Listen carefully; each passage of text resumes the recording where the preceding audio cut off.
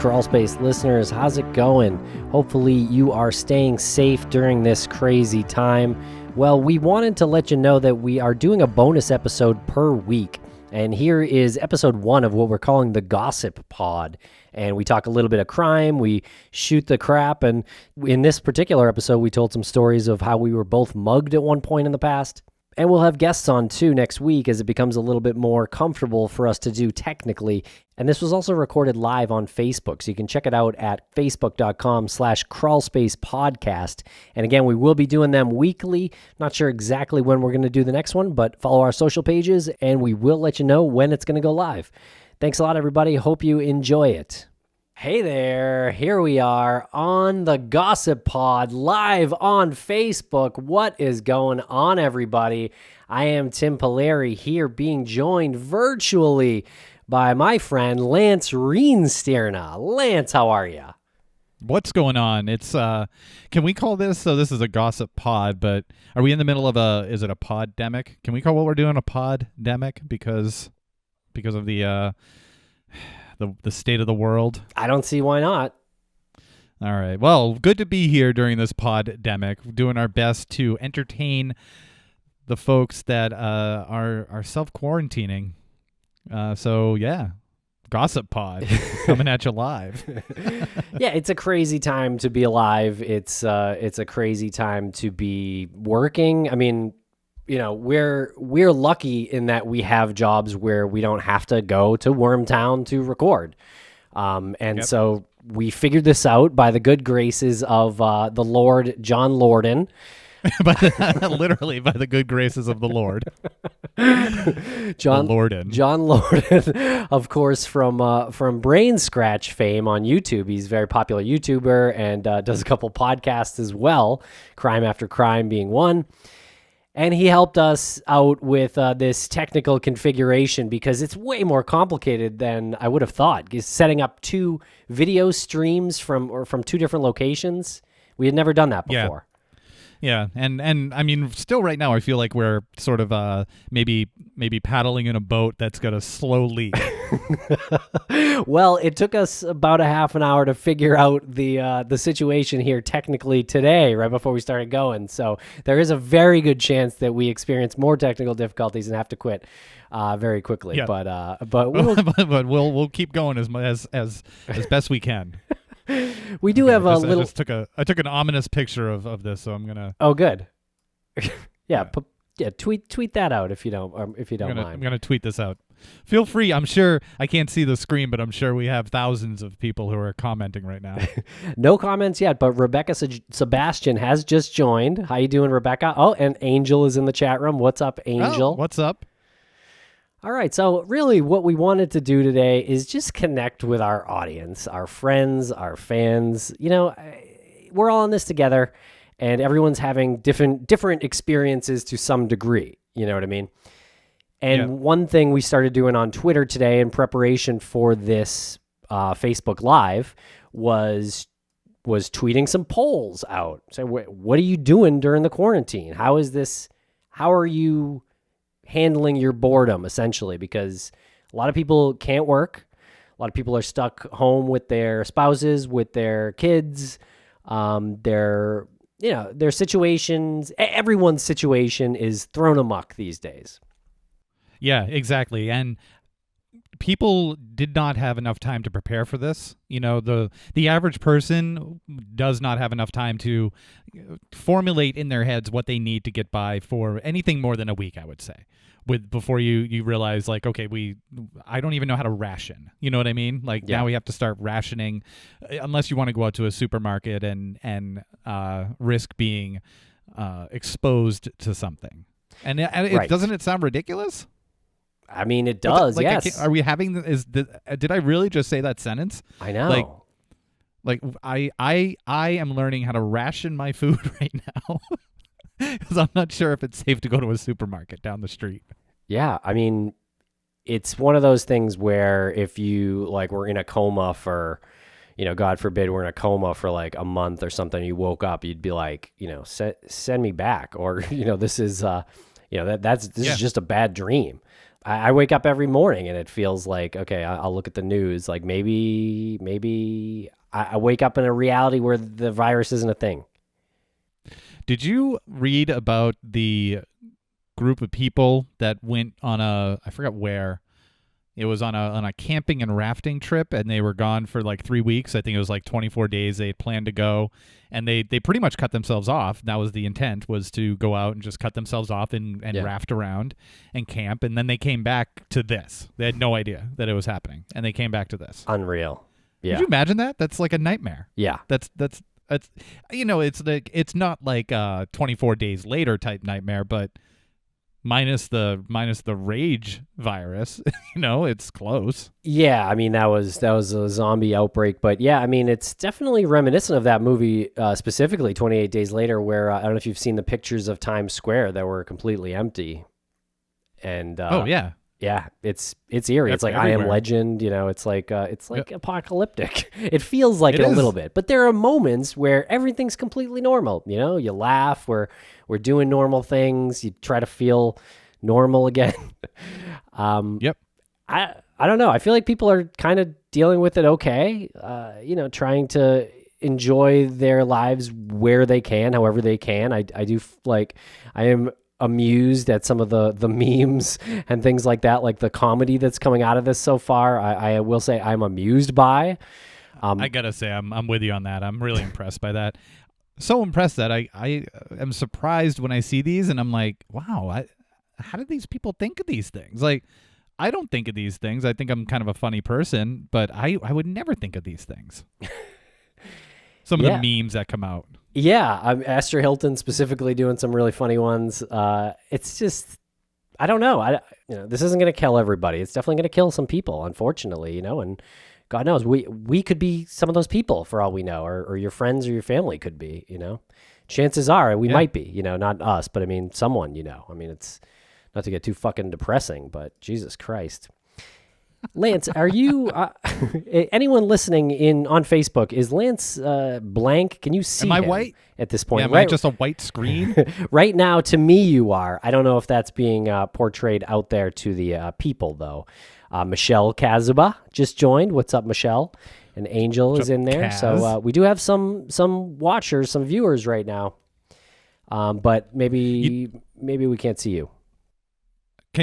Yeah. I mean, not like that's the worst thing in the world. I mean, no, it is. It is the worst thing in the world. It is the worst thing in the world. All right. I just tweeted that we're live on Facebook. Hopefully they can see you, the people out there. Lance is a faceless square, says Michelle Kazuba. Although I will say, right as she said that, you're back. Well, not the first time I've been called a faceless square. Really? Jeez. Yeah, I know. I took a picture, and it's just like, not happening right now. There you go. You're gone again. So we'll just deal with it. I think you're gonna pop in and out. It's probably like depends how much I move the computer. I feel like I don't know, but.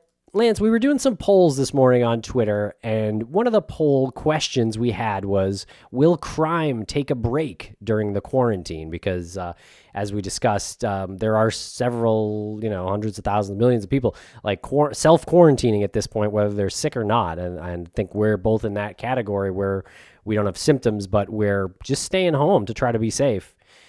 Yeah. And the question was, will crime take a break during the quarantine? What do you think the results would be? Well, I kind of know the result. Oh wait, yeah. Do you want my personal opinion then? Sure. Instead. No, I don't. You don't think crime will take a break? No. Really? Yeah. As a matter of fact, I think eventually it'll increase. Oh God. Yeah. Thanks for. Well, I feel. Don't you feel like it'll be like an Escape from New York type situation, or? No, I don't think so. No, I mean, in 5 years, we're going to be like the Warriors. For Christ's sake, I hope not. The Warriors took place in a non-post-apocalyptic time. But no, the Warriors was like it was post-apocalyptic. No, it was just a bunch of gangs in New York. I think you need to revisit that movie. Oh, I've seen The Warriors. Let's hear. I've seen it several times. Let's hear. Let's see what our friends on Facebook say. Anyone? I don't think The Warriors is post-apocalyptic. It's just in a weird like version of New York City that never really existed. You could call it sci-fi. I think that it happened in. They never directly say what happened to put New York City in the post-apocalyptic state, but it is post-apocalyptic. Is it really? Fuck. Well, let's see what the people say. Well, I hope everyone out there listening is feeling well, and certainly if you're not, please stay home, self-quarantine as much as you possibly can. We did hear our friend Chris Duet has the flu, so he sent in a late-night email to his Patreon supporters. Chris Duet of Criminal Perspective, of course. Hopefully... yeah, do we believe him that he has the flu? I hope it's the flu at this point, not the virus, the COVID. Christ almighty. Well, most people on the poll, I will say, said that crime would increase or not take a break, that. Actually. Yeah. And, these polls maybe weren't worded perfectly, but they got the point across. And so no way. 57% of Crawlspace viewers on Twitter said no way crime will not take a break. 42% said, yeah, a bit. A little bit of a break. That was what I voted. I was hoping, yeah, a bit. I think we might be in that lull now. Obviously, like to your previous point, like if things like go on for longer, then violent crime will definitely increase, and that would be very tragic. So I really hope that does not happen. Well, I mean, too, not to get too deep into it, but in order to get to that point, we kind of joke about it. I really don't think that the world's going to turn into the Warriors. But to get to that point, that means that there has to be some sort of, dismantling of government. So, just there can't be any more like balances, any more checks and balances. People have to be running amok, and it's a free for all. And, martial law has to be declared. Mm-hmm. Yeah. Yeah. Okay. Well, here's another poll. In your opinion, will there be more divorces or babies conceived during the quarantine? 61. I think just. Oh, go ahead. Yeah. Well, I think historically speaking, it's the babies. Yeah. Anytime there's been something like this, people tend to, Ah, man, I wish you weren't a white square. Oh no! You just did the well, finger. People who use their imagination. You just did that. But only with a Crawlspace pen. Oh, boy. Okay. Give me the results. Hit me with the results.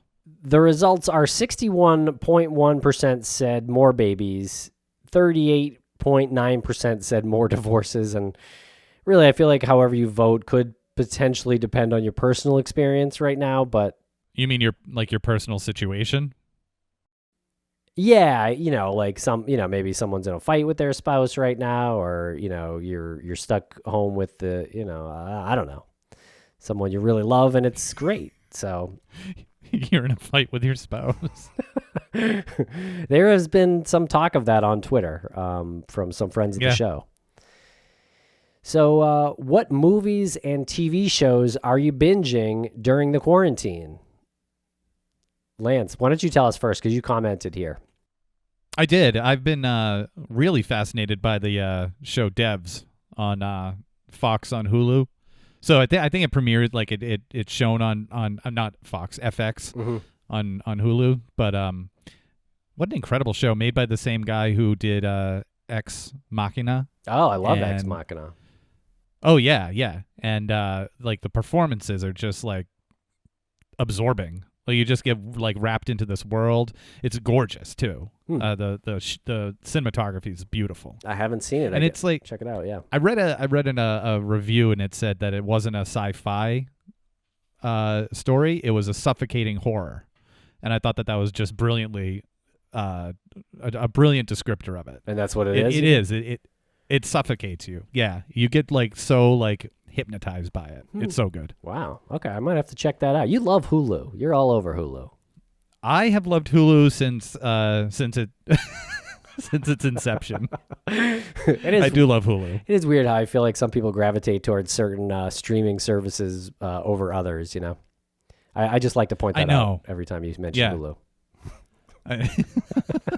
Well, what are you? You're like a Netflix guy, right? Yeah, I do Netflix. I do Sling. I do Vudu for any new releases. We'll rent through there. Prime Video. Hulu's probably like 5th on my list. That's too bad. Yeah, I mean, I'm still borrowing someone's password on Hulu, actually. My friend Dave. Shout out Dave, who makes Borrowing his password. This is illegal. That's technically a felony. Really? Oh shit. You could go to jail. Well, I'm just kidding anyway. So good. Esther Hilton on Twitter says the only correct answer is Pan Man. Well, that just goes without saying. A lot of things go without saying. Pan Man is what you should be watching at least to start and end your day. That's true. That is true. Pan Man. And while you're cooking. Yeah.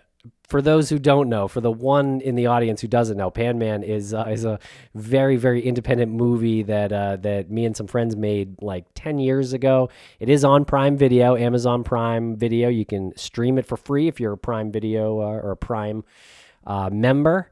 And it's a horror comedy, but it's really goofy and low budget. But with that said, some people really like it.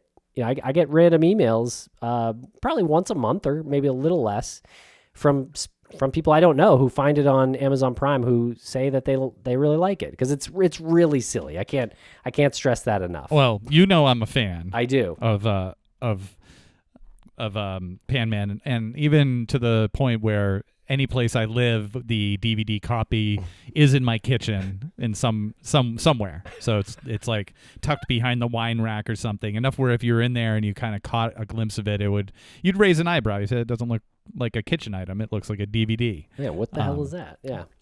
But it's like a talisman. It's like my kitchen talisman. And there's so you can get it on Amazon Prime, but if you send a self-addressed stamped envelope to Crawlspace Studios, Wormtown, USA, you can get the signed copy for, I think it's up to $8,200 now. It keeps going up. Yes, that is true. Well, the value keeps increasing. So we've got some new friends in the chat room. Jason Watts is in there. What's up, Jason? How you doing? What's up? Yeah, and let's see. Street crime, robberies will probably go down, but there is always a possibility, for instance, domestic violence to increase. Oh, that's an interesting point from Michelle Kazuba. Wait, what was the point? Oh, yeah. That was, sorry, I jumped right back into that. That was about will crime increase or decrease during the quarantine. Angel right. says, and she said that domestic violence would increase. She says that there's a chance of that, but she thinks street crimes and robberies, at least temporarily, will go down. Let's see here. Angel says they shut the rest stops on the turnpike down because people were stealing toilet paper. Got to get that toilet paper somewhere. Isn't it crazy how these things just get into people's heads? Yeah. Are you hoarding toilet paper as well? No. Why? No. Absolutely not. Yeah. No. But it gets into people's heads that they have to get toilet paper. I was reading these like BuzzFeed lists, and it's like the top 14 assholes of the apocalypse, and it's the people that have 32 dozen cartons of eggs in their shopping cart. Yeah. Or the there's a great video I think on Reddit where in a department store that I'm not going to name, they have one of those pallet jacks and they wheel it out, and it's all shrink wrapped with toilet paper. And all of the people in the store come over to the pallet jack with the toilet paper, and they start pulling the shrink wrap off, and they start grabbing the toilet paper containers. And in the background, instead of the audio that is there for the actual audio, they replace it with like probably something from Walking Dead where the zombies are eating like a person or something, and then it's all these like zombie sound effects as these people are grabbing the toilet paper. It's amazing. Yeah, it is a weird time, but yeah, people can still be funny. That's good. It doesn't feel like it comes supernaturally, but there are moments where things are normal. And here on Twitter, we asked everyone what they're watching. Kim says The Good Place is a great show, sprinkled with interesting philosophical and criminological perspectives. Criminological, okay. Also, Schitt's Creek she mentions, which I like as You well. had Schitt's Creek on there too, right? Schitt's Creek is really funny. It's great. Yeah. Just started really watching it again last night. Had watched a little bit of it, maybe just one episode, I think, in the past, and it was like, this is really funny. And just never went back to it for no reason whatsoever. And last night, felt myself wanting something light, and it was very funny. It's a very funny show. Dude, I was so happy when I saw that you wrote Schitt's Creek because I did the same thing. Like a year ago, I watched one episode, and then for whatever reason, I didn't go back to it for months. And then when I did, it just clicked, and it was it's such a great show. It is. If people out there want something light and funny, we've been watching in this household Letterkenny, also on Hulu. What is that? Check out Letter. You love Hulu. I'm fully expecting Jordan Bonaparte to have a cameo in it. They actually talk about some like true crime podcasts in it. Really? It takes place in Canada. It's about the small town called Letterkenny, and it's the hicks, the stoners, and the jocks, and it's all of their problems. It's so funny. Okay.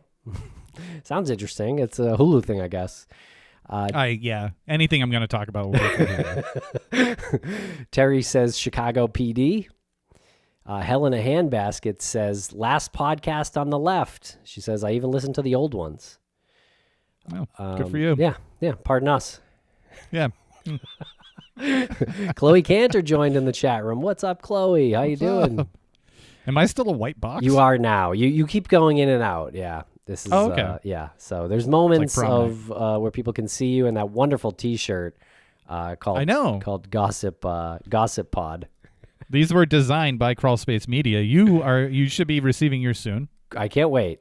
Chloe says you should be receiving it during this call. Oh, well, during this live stream. I think the mail already came in this household, but it's coming by helicopter. Chloe says she misses us. We miss you too, Chloe. And she says, where TF is Lance? I agree. I don't know. Which one's Chloe? Chloe is Chloe Cantor. She's obviously one half of the True Crime Twins, one of the many hit shows on our Crawlspace Media Network roster. And her twin sister, Melina. They do a great show. They do it twice a month. True Crime Twins.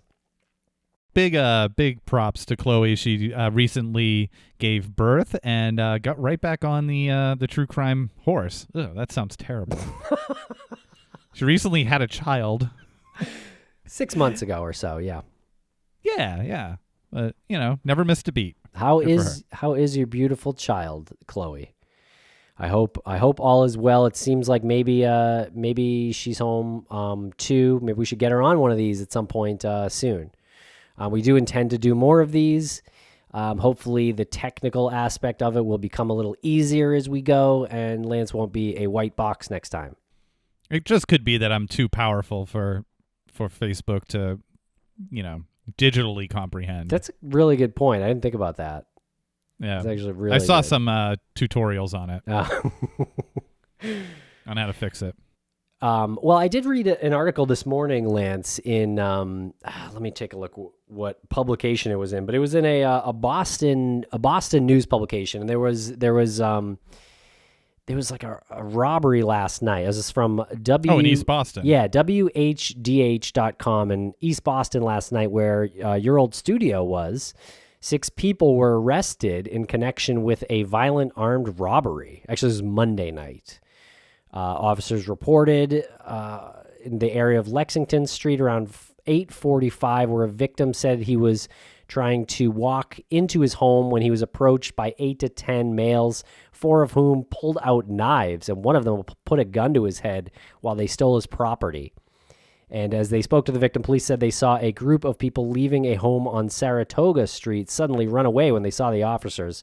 One of the suspects was caught, and the remaining suspects were later identified and arrested. A firearm, 2 knives, and the victim's property were allegedly recovered, and all are expected to be arraigned in East Boston District Court soon. The ages range from 15 to 21. Yeah.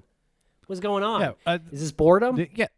I don't know. There's one 15-year-old. There are 2 16-year-olds who are obviously not named. And then there's a 21-year-old, an 18-year-old, and a 19-year-old. Yeah. What are you doing? You're 21 years old. Like, you're the 21-year-old and you're hanging out with 15-year-olds robbing people? shaking people down. Oh my God. Yeah. I mean, I just can't help think it's more out of boredom. I feel like, like what is going on? I don't know. Maybe I'm wrong. Maybe those kids would have been robbing people anyway. I don't know, but geez, it just seems. Yeah, I hope that area is done so much to try to limit the violence. Mm-hmm. That area was a particularly violent area at one point, and they're doing a lot to try to work with the community and rebuild it and properly educate people. And then you get crap like this. It's just disturbing. Kids. Yeah. Kids. Lance, I wrote down here on the show sheet that we could tell our own stories of the times we were mugged on this Facebook Live session to kind of mix it up a little bit and connect with our audience. How do you feel about that? Oh my! I wasn't mugged. I know this has been a tease forever, but yeah. You have a good story. Why don't you do yours, and then if I'm feeling good, I'll do mine. Okay. All right. So me and two friends were leaving. I believe it was the Greenbrier in Brighton, Massachusetts. This must be back in like the year 2001. My God, friggin' 19 years ago or something. But we were probably like 19, 20, 21, somewhere in that range. And we got drunk, and we were walking down the street back to my friend's apartment who had just moved to that area. And there was a shopping cart in the street. And as some drunk idiots do, maybe one of them hops into the shopping cart, and maybe two of them even hop into that shopping cart and get pushed down the street by the other one.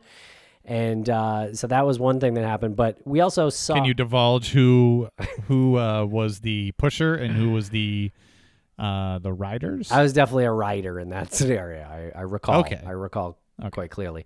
But I also remember seeing like what kind of looked like the end of a house party where there's some people hanging outside of a residence in the yard, kind of near the gate, and the lights are on in the house, and it seems like there's a bunch of people in the house and things. And we were like, oh, we should go see if those guys have some weed, which was probably our second mistake. The shopping cart maybe being the first one. Well. And bad decision. I'd say shopping cart's bad decision. I wouldn't say full-blown mistake. The decision to ask these people for weed is probably, you could categorize that in the mistake column. Yes, but there was a healthy transaction that took place. I think we gave them a $10 bill, and they gave us a little bag of catnip. Yikes. And we were like, okay, great. See you guys later. And we just kept walking down the street. And then about 5 or 6 of them followed us and then ran up to us. We didn't even get far, maybe like 3 or 4 houses away. And I remember getting like turned around and like thrown up against a fence. And so my back was kind of like against the fence. I remember one of my friends just took off like a bat out of hell, just ran, sprinted. And there was really no option for me to do that at that point. And also there was a guy with a big knife that he pulled out. Right, he might have been the guy who threw me into the fence. It's a little hazy. But how big was the knife? It was a large blade. I want to say the blade itself was at least like 6 or 8 inches. He put it right up to my stomach, right here, and like pushed in, not hard enough to cut me, but pushed it so I felt it. And now, is this like a utility type knife or a hunting knife or like a steak knife, or like did he grab it? Did it seem like he grabbed it from the kitchen? No. Or is it something more where he pull out from like a sheath or something from his belt? No, not that either. Nothing from his kitchen. Maybe more of like a hunting knife or something like a buck knife or something like that. I'm not exactly sure. Like a buck knife. Okay, there we go. I'm not exactly sure what kind of knife it was, but scary moment. And so what happened was one kid took my wallet out and took the cash out of my wallet and then gave me the wallet back, and I put it back in my pocket, or maybe he did. I don't remember. He took my watch and my car keys. And then the guy with the knife came back towards me, and he said, did we get everything? And I was like, yeah. And he's like, you got your wallet still? I was like, they already took the money. And he was like, I should cut you for that. He thought I was lying to him. And he put the knife like right up to me. And I remember his eyes, like, and it was a very scary moment. He said, I should cut you for that. I was like, I didn't even lie to you, man. Like, and luckily the altercation ended very quickly after that. And Chloe says justice for Tim in the chat room. And so actually, Chloe, we're getting to that point because there was justice here. And we went back. I think we like walked around the block. There was like a local police station really close. And we went in there and told them what happened. And we excluded the part where we bought weed. Where you bought marijuana from them. Yeah. And we were just like, yeah, then we gave them a description of the kids. And we sat in the police station for like 10 minutes and they came back. The cops came back in there and they were like, yeah, we got them. Is this your stuff? We're like, yeah, that's our stuff. Like, that's great. And they said that they were walking around the neighborhood clicking my car keys, my alarm, to try to find what car it is to steal the car. And the police found them. Yeah. That's impressive. I know. And is that the Medford PD? No, that was some kind of Boston PD precinct, somewhere in Brighton. I'm not exactly sure where. We're the closest one to the Greenbrier. Oh, that's right. You were at the Greenbrier. Yeah. Right. And wow. Well, shout out to some precinct in Boston. You know, because how easy would it be for them to see police, even if the lights go on, and just run and get lost in the mix out there? Yeah. Yeah. Well, they probably tried. I don't know. But what was great was we got all the cash back, including the $10 that we paid for the dime bag, and they never took the dime bag. So at the end at the end of the transaction, we stole $10 of weed from them. Ironic. Oh, that is the best. That is justice on all levels right there. The best. And we smoked some of that as the sun was rising in my friend's backyard in the like apartment little complex there. Oh my God, as you should have. Yeah. It's like, the nerves must have been through the roof. Yeah, it's like 5 a.m. We're like, what just happened? Yeah. Yeah. Wow. Yeah. And we did actually go to I actually did participate in a grand jury about that because that guy who had the knife had some priors and so they were actually trying to put that guy away. And I might have stood in the way accidentally, though, because when testifying in front of this grand jury, this is like a boardroom. You know, this wasn't like a courtroom setting. This was like a conference room table. And I was laughing, like, because I didn't think the situation was funny, but I was so nervous that I was like giggling my way through it. Yeah, just like a defense mechanism. Yeah. And I was like 20 or something like that. So I definitely didn't really feel the severity of this. And I didn't really feel like I probably needed to be there. Like I probably just didn't grasp the entirety of the situation, you know. But I wish I had, and I don't remember that guy's name or what happened to him. I haven't followed up on that at all. Damn. That's the story. Yeah, at least you got some justice out of it. Yeah. I thought you had a wide mouth like Bud Light right there. It does look like a Bud Light. Yeah, no, it's a Crawlspace merch from the Zazzle store. Some water in there. Oh, that's hilarious. I didn't pour Bud Light in there from a different bottle or can. What about your mugging story? You want to share? My mugging story. Yeah, I could do this real quick, I guess. It's not a quick story, but I can try to do it real quick. So this happened when I was bartending. I think shout out Susan's been waiting a while for this. Yes, she has. So it was back when I was bartending, and I was bringing home three coworkers. One female, two males. And for the sake of privacy, I'll just say that the two males were Peter and Paul, and the female was Jennifer. Just for the sake of privacy, those are not their real names, but for the story, that's what we're going to go with. So Peter and Paul, they're a couple, and they live together in South Boston, and they lived next to the Andrews Square T-stop. I don't know if anybody's familiar with Andrews Square or South Boston. It's a nice place, but it can be a little rough sometimes. So I'm driving them back, and I'm driving this little green Fiat, which belonged to, and I hadn't been drinking. No one had been drinking, by the way. It was just like the end of the shift. I think maybe one of the guys had a beer or something, and I was actually driving the car because we needed space in the car for something. I can't remember what it was, but it was Jennifer's car that I was driving back. And we come up to their apartment, which is right next to the T stop. So if you're looking straight on it from the road, the train stop, the T is the public transit system.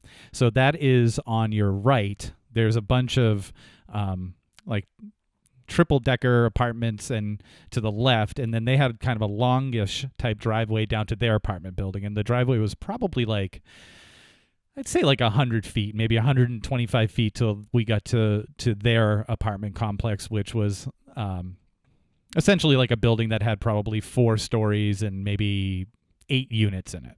So not a huge apartment building is what I'm saying. So we come up to the driveway, and I'm about to take the right into the driveway, and there's a group of guys there, and they have bicycles that are on the ground at the entrance to the driveway. And there's three guys who are younger, probably in their like mid-20s. There's one guy who's younger than them, maybe like 17 or 18, and then there's this old guy who looks like beat up, sweatpants, like stained sweatpants, very vagrant like guy. And he's old. He looks like he's in his 50s. Like what he's doing with these kids is beyond me.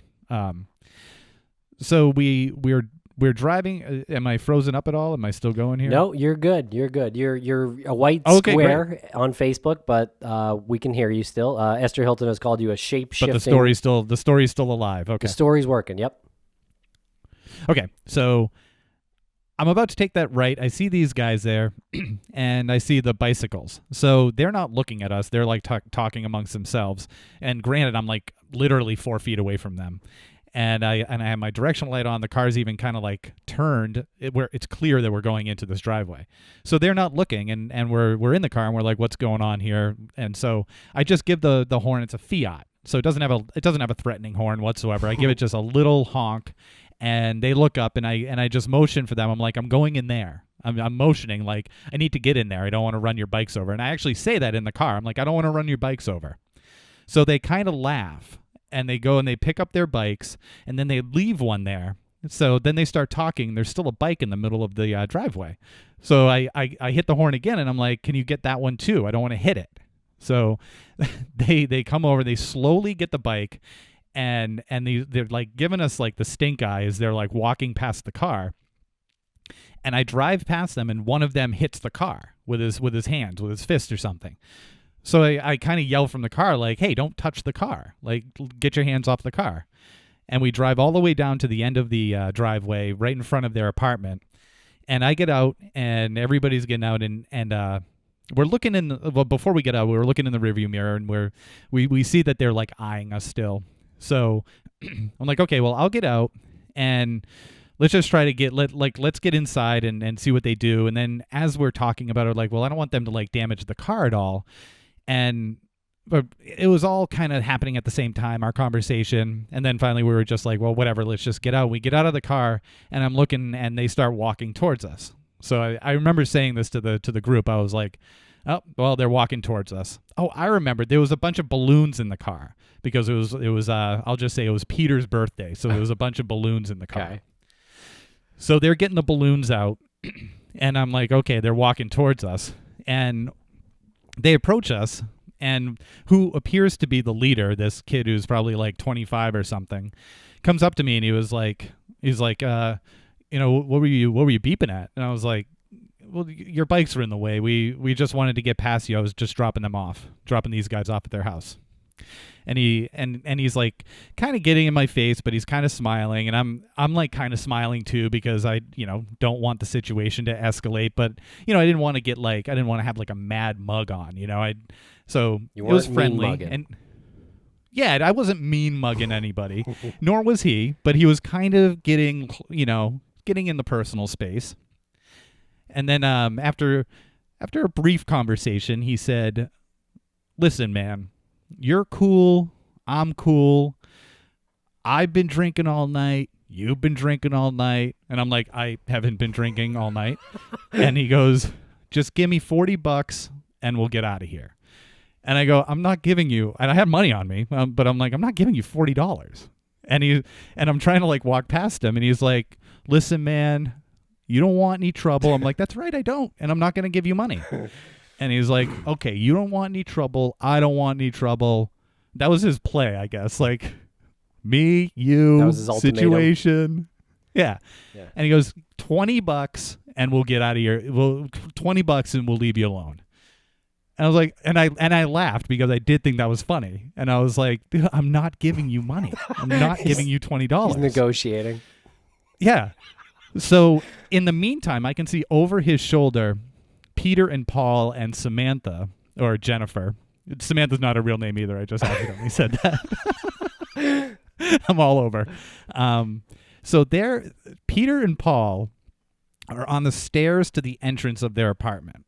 And I see Jennifer arguing with one of the other guys. And this kid is still like in my face, like trying to shake me down for $20. So I see, we'll say Peter pull out his cell phone, and he's like, and he says, "I'm calling the cops." And when he said that, I go, "Oh no."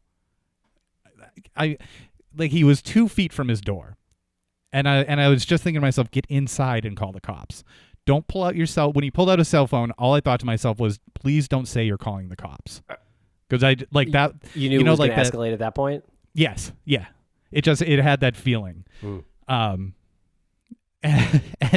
so he says that, and one of the other guys goes up to him and smacks him. Cell phone goes flying.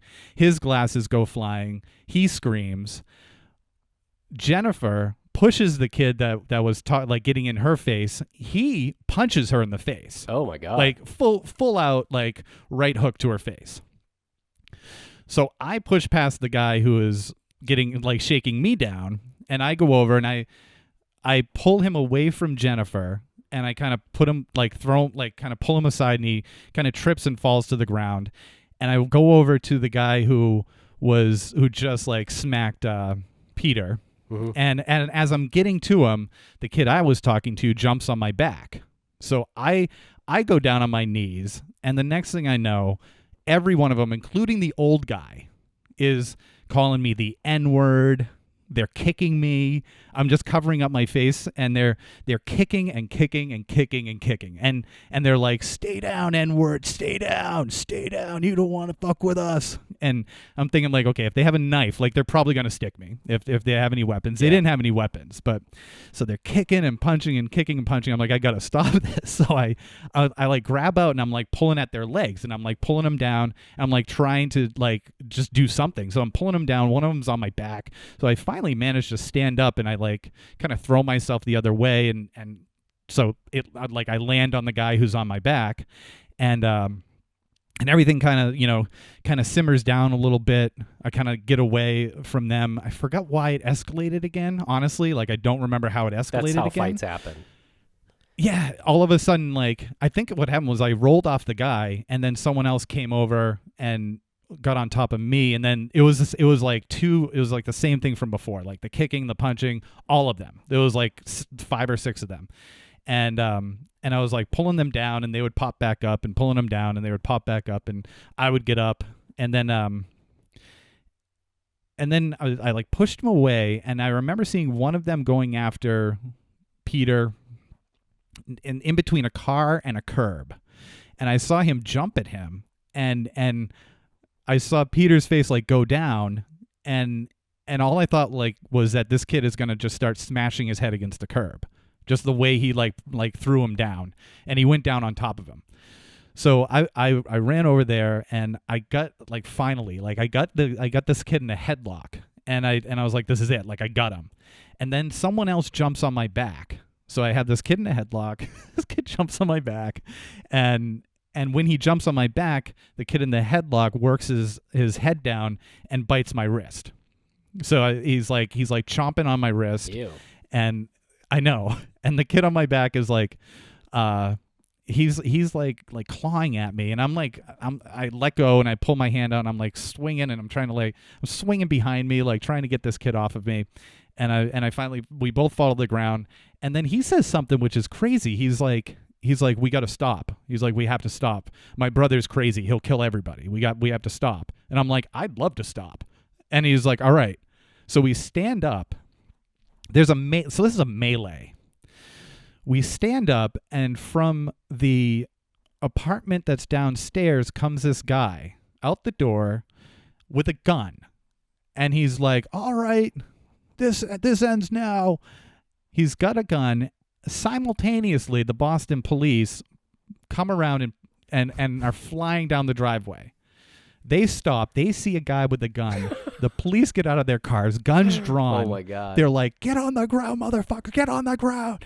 And we get on the ground. And so Peter and Paul, it had rained previously, so it was like wet on the ground. One of them was like, do I get on my stomach or my back? and the cop's like, get on your stomach, motherfucker. So they had their guns drawn. I remember I was on my stomach.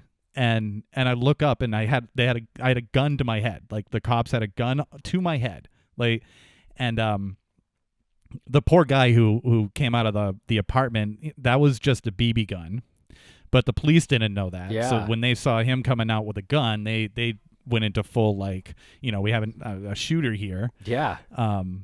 Yeah. So that guy puts his BB gun down. He was like, it's just a pellet gun. It's just a pellet gun. And the police, like, they back off a little bit, and the guy who came out with the pellet gun started saying, like, those guys right there jumped these guys. I saw the whole thing. We were all technically kind of, like, detained for the next, like, half hour or so while they worked through the stories, and then they ran checks, I guess, and realized that these kids had, like, this is not their first, like, rodeo. They had priors, and they were always getting in trouble. So they took them away. I really don't know if they got arrested or if they were like, I just know that they separated us, and they were, all of a sudden they weren't there anymore. Yeah. You never got a court notice or anything like that? Oh yeah. Oh, this continues. Oh, okay. So so that goes, the night ends. I deny medical treatment. I go into the ambulance, and they clean up where he bit me and everything. And they, clean it up with antibiotics and stuff. And, but I denied the medical treatment because I really just wanted to go home. It was like 1:00 in the morning at that point, and I had a contact lens that was like punched out of my face, and so I think it was like maybe 7 months later, there was the first notice to appear in court for this, testify against them. Yeah, we showed up. They didn't show up, so it was like it was dismissed, or it was postponed. Like, they had an excuse or something why they couldn't show up. And then they delayed the trial, or whatever it was. They delayed it for like another couple of months. That time goes by. I show up. Peter and Paul show up, but Jennifer doesn't show up, which is fine. They didn't need all of us there. And I was like ready. I was ready to go in there and just like shut them down and say, give my whole account. And the prosecutor who was assigned to our case came into the room, because we were in a like a little conference room. He came into the room to meet with us, and he said, he was like, I really want to get these guys. I've been working on getting these guys for a long time, but I don't know if I can do it with this. And he showed us a folder. And he's like, I think you guys have to plead the fifth on this. And he opened up the folder and showed us pictures. So they had taken pictures of damage that was done to them in the fight. Oh, God. Yeah. And we had pictures of damage that was to us, but they had pictures of damage that was done to their personal being in the fight. And he was like, this is how they get out of it every time. Like, there's a fine line between when you stop defending and you start being more of the aggressor. And what they're going to say is that this was just a drunken argument, people getting out of bars, a drunken argument, and even though someone pushed somebody, instead of you guys walking away from the situation, you guys actually started fighting back, and at that point, you're not going to convict them. And you might end up, he was like, this is what'll happen. You'll end up incriminating yourself. The judge will dismiss it. They'll go downstairs and file a suit against you. Right. Wow. And I was like, seriously? So we went in there, And I could tell that the prosecutor was so pissed. He was like, you have to go plead the... He's like, you don't have to, but he's like, I recommend you plead the fifth unless you want this to turn into something that's going to last like the rest of your life. And I was like, so the judge was like, how do you guys plead? And I was like, I plead the fifth. And they walked out of there too. Wow. Just like we did. Jeez. Yeah. No justice. Justice for Lance. Fudge. Zero. My gosh. Michelle Kazuba says, that is a wild story, Lance. And the good news, you have been on video for like the last 15 minutes. Really? Yeah.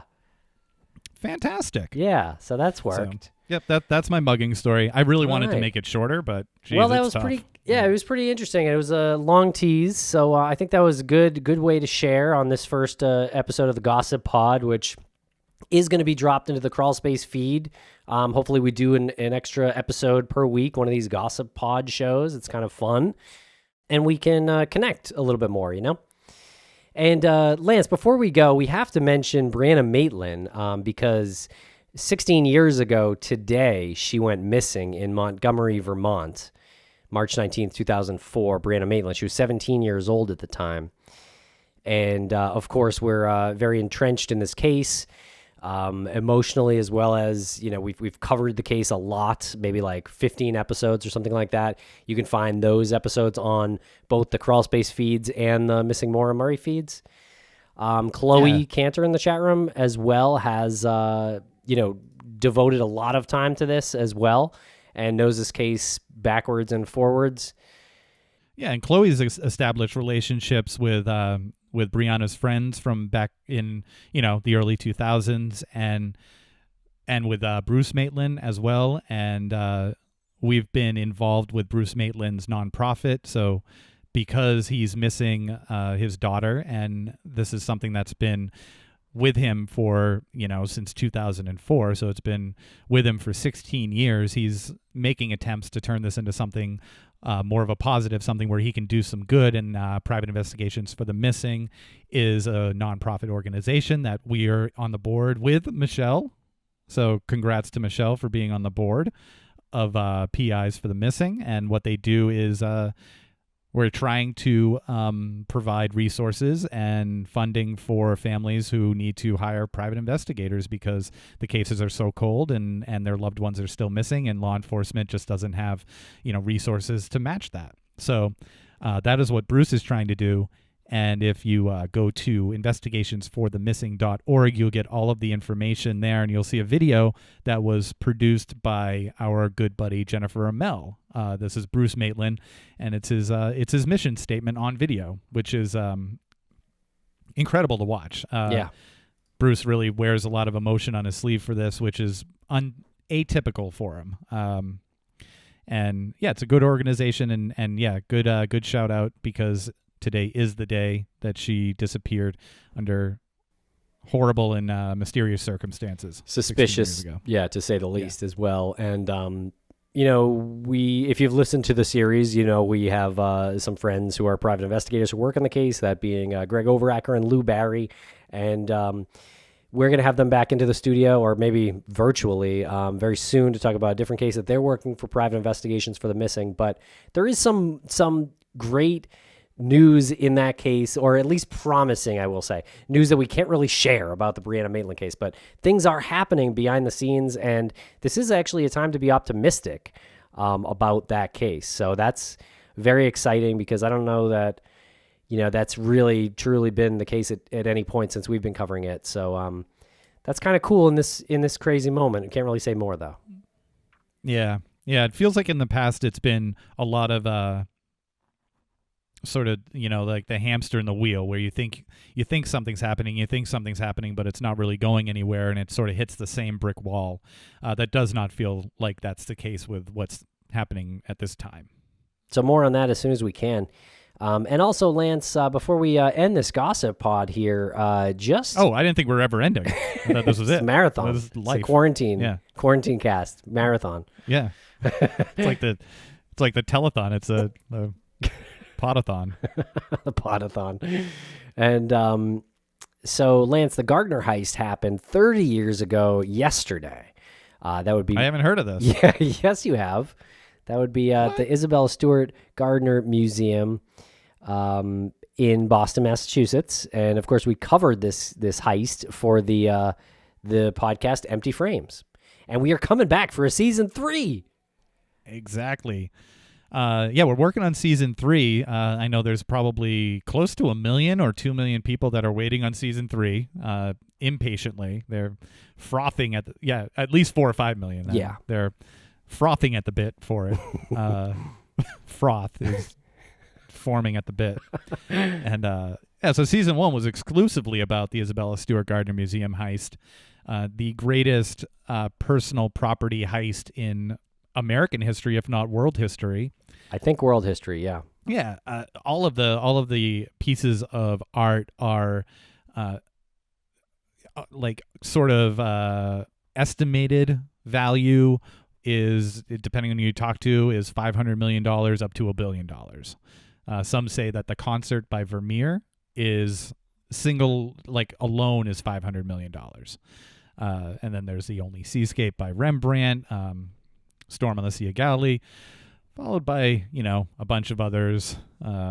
Wonderful. 13 Yeah, total. wonderful artworks. Degas has a few sketches in there. I love the Che Tortoni. Che Tortoni, you're a big Che Tortoni That's guy. a great painting. It's quite a shame that it got stolen and we can't see it.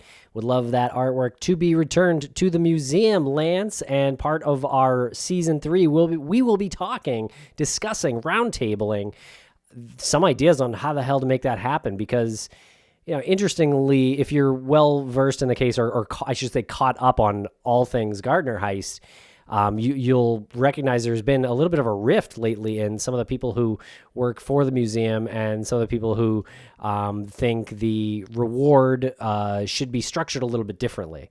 And I can't help but agree 100% that the reward structure as it currently is a bit absurd to me.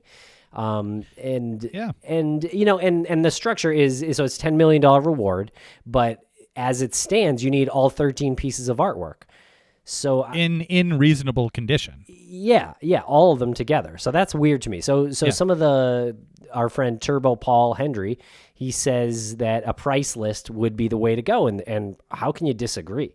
The only thing I can combat that with is the police or the feds or the museum or whoever must be pretty sure that the artwork is still all together for them to have that kind of reward.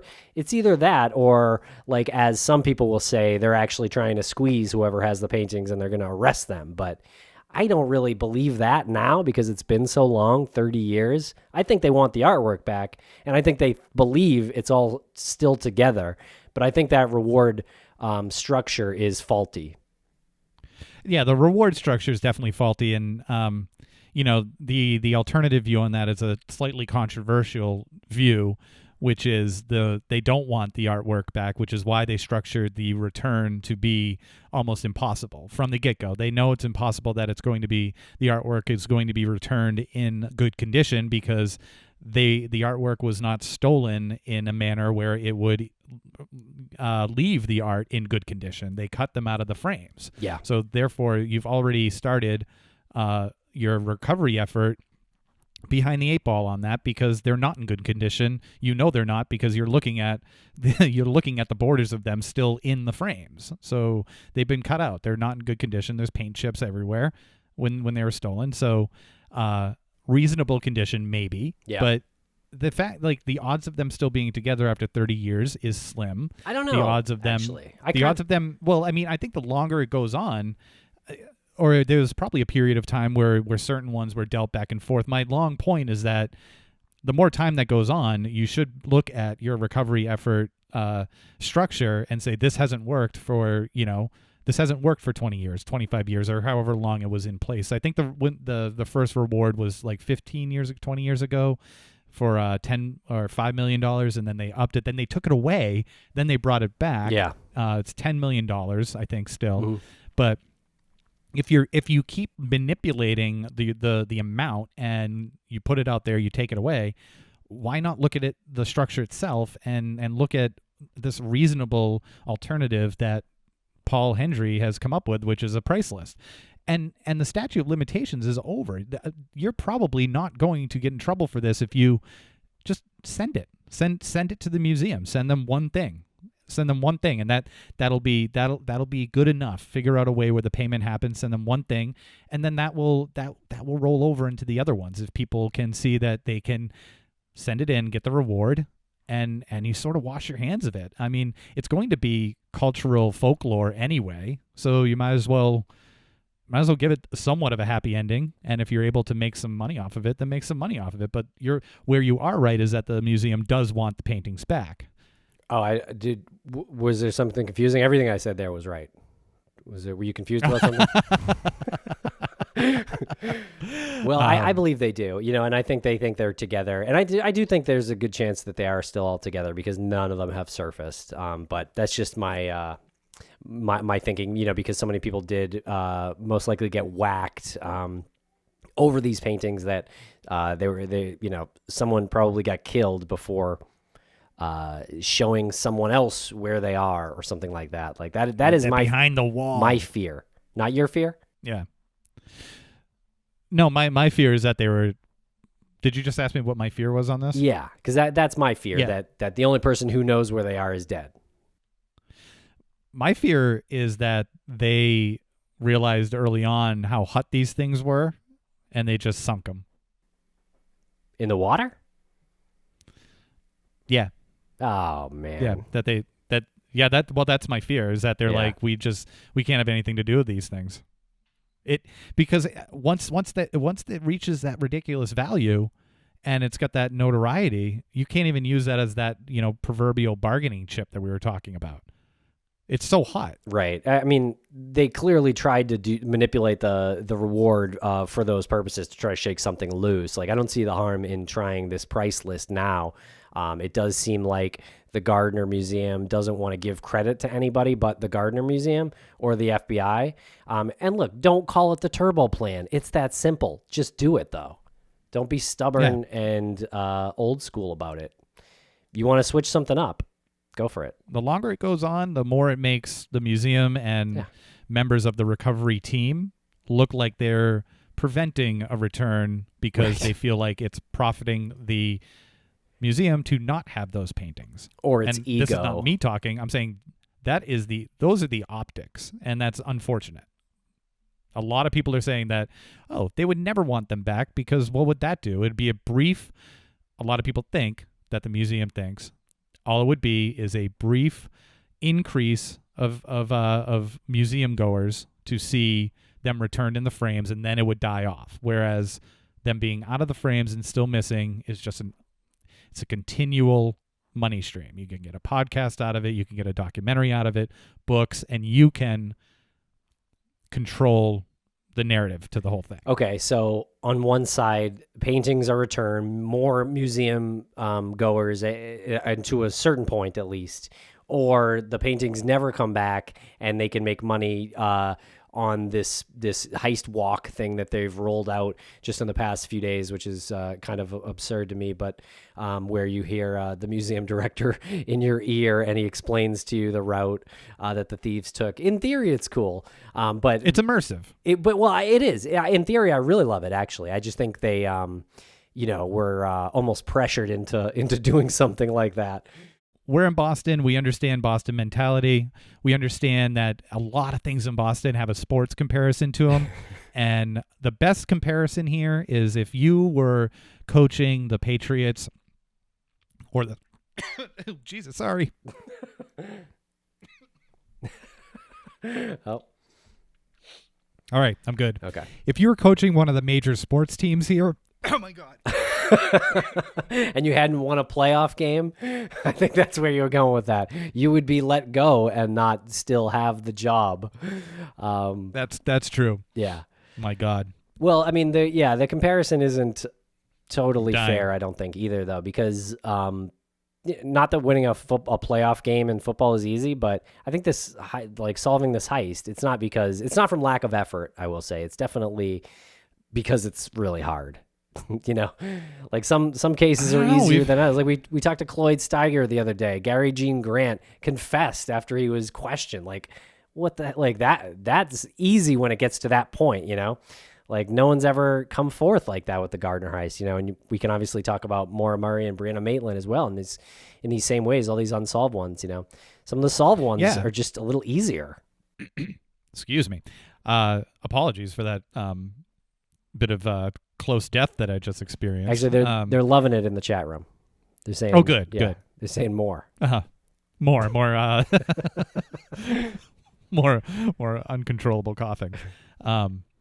Yeah, to your point, no one has. We've had Whitey Bulger in prison, Robert Gentile, right? Two names that were connected to this, and others who are in prison, and nothing's come of it. No one's ever. There's been no story. No one's ever tried to make a connection in order to reduce a sentence. We've heard that people have had their sentences reduced, but we heard the reason why they probably had their sentence reduced, and it didn't have to do with the Gardner. Well, I will say there's some potential that there was an attempt at that, at getting a lesser sentence with some of those stolen paintings. I believe that connection would have been Bobby Donati and Vincent Ferrara, who was in prison at the time. And they have him, they have him on prison audio saying he's got something that could get him out. So I really think that he did do the heist, Bobby Donati, that is, and got whacked. You heard it here, folks. Yeah. I think you heard it here. I think he got whacked. I don't know if he had passed them along before that or what, but he was found dead, shot, and I believe strangled. Stabbed, and in the trunk of his car about a year after the heist.